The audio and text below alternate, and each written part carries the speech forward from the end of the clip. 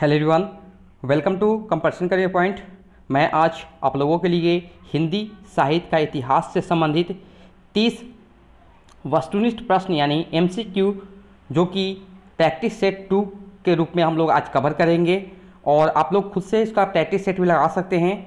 और ये जो टॉपिक है JSSC CGL हिंदी पेपर 2 और झारखंड PGT के लिए, दोनों के लिए ये टॉपिक जो है बहुत ही महत्वपूर्ण होने वाला है। इस टॉपिक से आपके प्रश्न जरूर से ज़रूर बनेंगे। अगर आप झारखंड CGL हिंदी पेपर 2 की तैयारी कर रहे हैं तो जितने भी आपके सिलेबस में नाटक लगे हुए हैं, जैसे भारत दुर्दशा, आधे अधूरे, ध्रुव स्वामिनी, सारा नोट्स मिल जाएगा, उपन्यास मिल जाएंगे, कहानी मिल जाएंगे और साथ में भाषा जो आपके पास है, भाषा, इसका टोटल टॉपिक का आपका PDF तैयार हो चुका है। आप लोग इंटरेस्ट लीजिए, अदरवाइज आप लोग YouTube से पढ़ सकते हैं।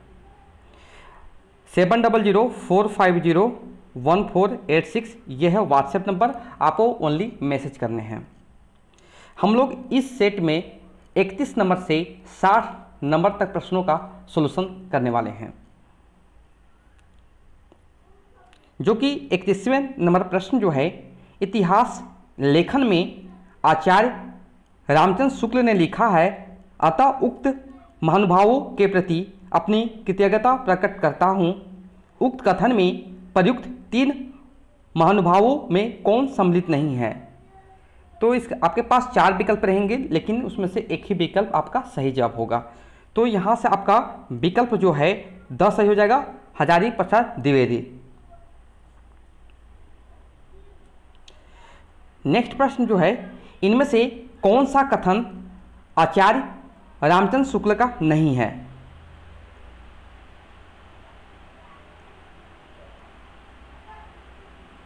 तो यहां से आपका विकल्प बी आपका सही जवाब हो जाएगा।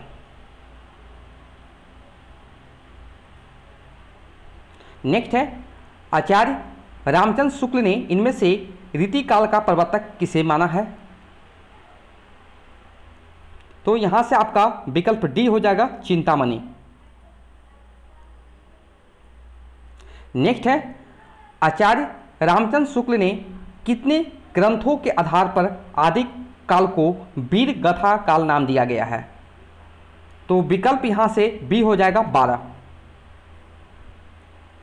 नेक्स्ट प्रश्न है, आचार्य रामचंद्र शुक्ल ने अपने इतिहास ग्रंथ में अंतिम रूप में किस काल का विवेचन किया है? विकल्प ए, छायावाद। नेक्स्ट प्रश्न है, आचार्य रामचंद्र शुक्ल ने किस कवि को हिंदी का प्रथम कवि माना है? विकल्प ए हो जाएगा, चंद्र वरदाई, चंद्र वरदाई। नेक्स्ट है, आचार्य रामचंद्र शुक्ल ने रासो काव्य की उत्पत्ति किससे मानी है?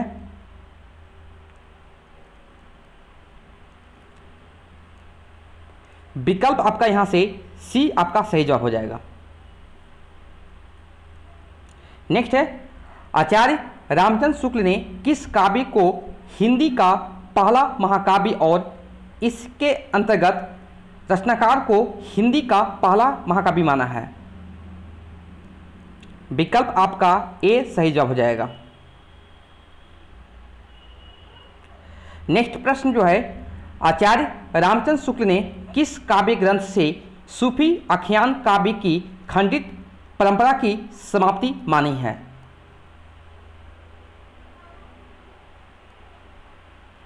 विकल्प आपका डी सही जवाब हो जाएगा।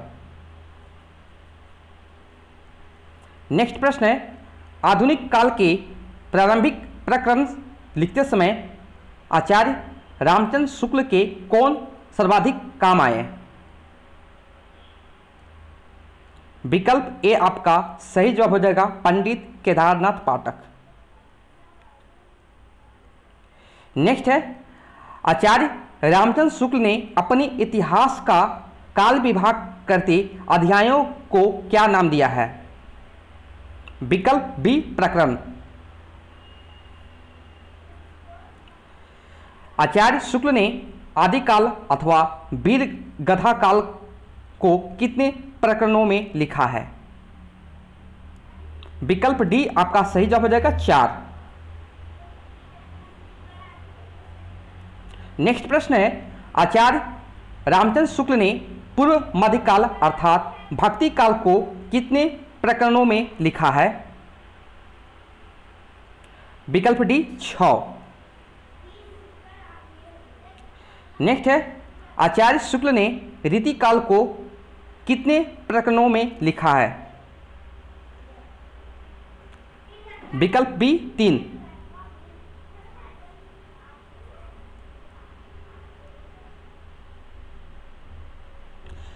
आचार्य रामचंद्र शुक्ल ने आधुनिक गद्य साहित्य को किस शीर्षक से विभाजित किया है?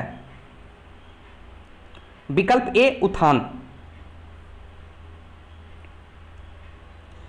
आचार्य रामचंद्र शुक्ल ने आधुनिक गद्य साहित्य को कितने उत्थानों में विभाजित किया है? विकल्प बी 3। नेक्स्ट है, आचार्य रामचंद्र शुक्ल ने आधुनिक काल के काव्य खंड को कितने उत्थानों में विभाजित किया है? विकल्प बी 3। नेक्स्ट प्रश्न है, प्रकृति की अंतिम अवस्था अपभ्रंश से ही हिंदी साहित्य का आविर्भाव माना जा सकता है, यह कथन किसका है? तो विकल्प ए होगा रामचंद्र शुक्ल जी का है।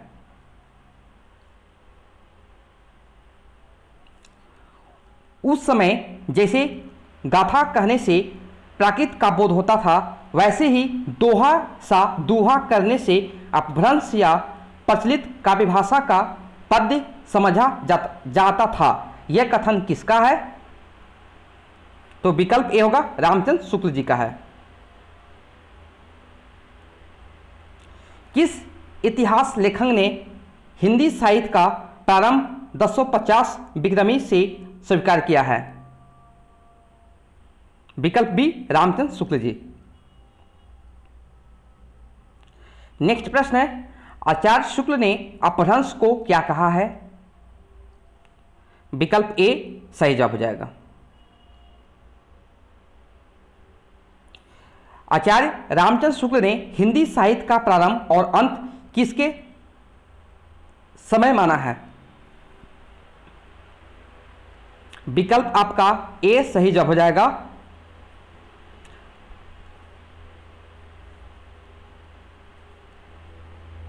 आचार्य शुक्ल ने देसी भाषा किसे माना है?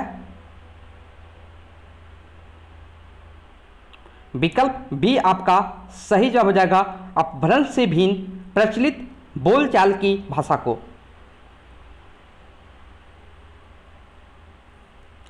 नेक्स्ट प्रश्न है, अपभ्रंश नाम पहल किसके शिलालेख में मिलता है? विकल्प आपका ए आपका सही जवाब हो जाएगा। विकल्प आपका ए सही जवाब हो जाएगा, वल्लभी के राजा धारसेन द्वितीय के शिलालेख में। सीधों का संबंध देश के किस भाग से था? विकल्प ए पूर्वी।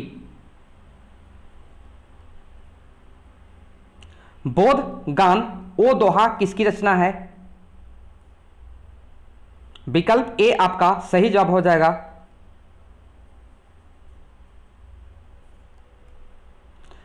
आचार्य रामचंद्र शुक्ल ने सिद्धों में सबसे पुराना सिद्ध किसे माना है? विकल्प आपका ए सही जवाब हो जाएगा। पंडित सअल सत बखाइन किसकी पंक्ति है? विकल्प आपका ए सही जवाब।